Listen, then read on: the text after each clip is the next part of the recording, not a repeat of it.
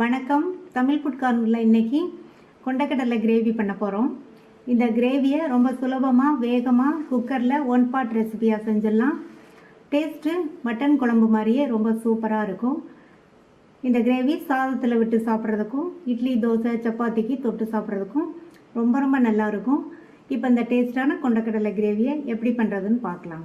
1/2 cup கொண்டக்கடலையை கழுவிட்டு 8 மணி நேரம் கரெக்டாக ஊற வச்சுக்கணும்.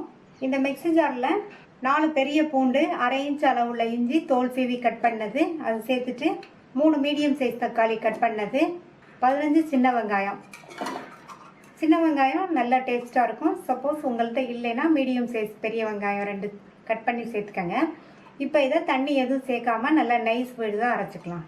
ஸ்டவ்வில் ஒரு குக்கர் போட்டு ஹீட் பண்ணியிருக்கேன். அதில் 2 டேபிள் ஸ்பூன் எண்ணெய் சூடானதும் அதில் 1/2 டீஸ்பூன் சோம்பு, ஒரு சின்ன பீஸ் பட்டை, 2 கிராம்பு, கூடவே ஒரு பிரிஞ்சி இலை. இதை நல்லா எண்ணெயில் பொரிய விட்டுறணும். எல்லாம் நல்லா பொரிஞ்சு வாசனை வந்துருச்சு. இது கூட கறிவேப்பிலை. இப்போ அரைச்ச அந்த தக்காளி, வெங்காயம், இஞ்சி பூண்டு விழுத சேர்த்துடலாம்.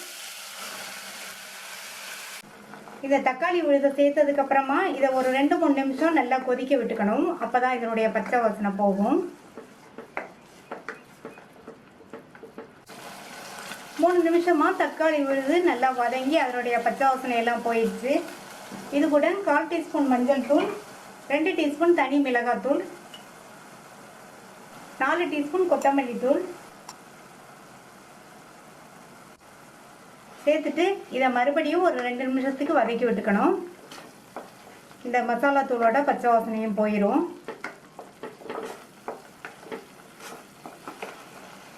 நல்ல ஓரங்கள்லாம் எண்ணெய் பிரிஞ்சு வந்துருச்சு. மசாலா தூளோட பச்சை வாசனையும் போயிடுச்சு.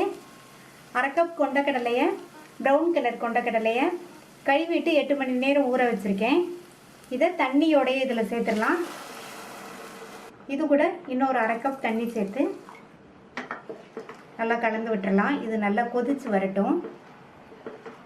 இதுக்கு தேவையான அளவு உப்பையும் சேர்த்து கொதிக்க விட்டுக்கணும். நல்லா கொதிக்குது. இதில் 1 டீஸ்பூன் கஸ்தூரி மேத்தி இலைகளை நல்லா இந்த மாதிரி கசக்கி சேர்த்துக்கணும்.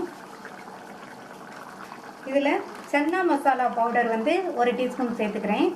சப்போஸ் சன்னா மசாலா பொடி இல்லைன்னா நீங்கள் கரம் மசாலா தூள் 1/2 டீஸ்பூன் சேர்த்துக்கங்க. சேர்த்து நல்லா மிக்ஸ் பண்ணி விட்டுட்டு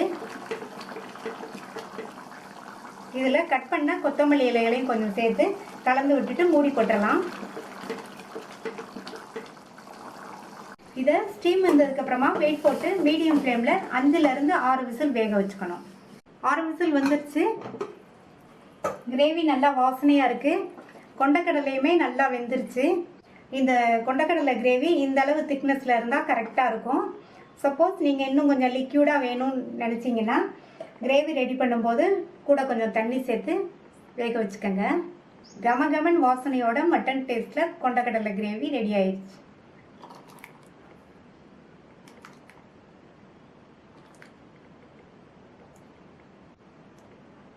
இந்த சுவையான கொண்டக்கடலை கிரேவியை ட்ரை பண்ணி பார்த்துட்டு உங்கள் கமெண்ட்ஸை சொல்லுங்கள். தேங்க்யூ.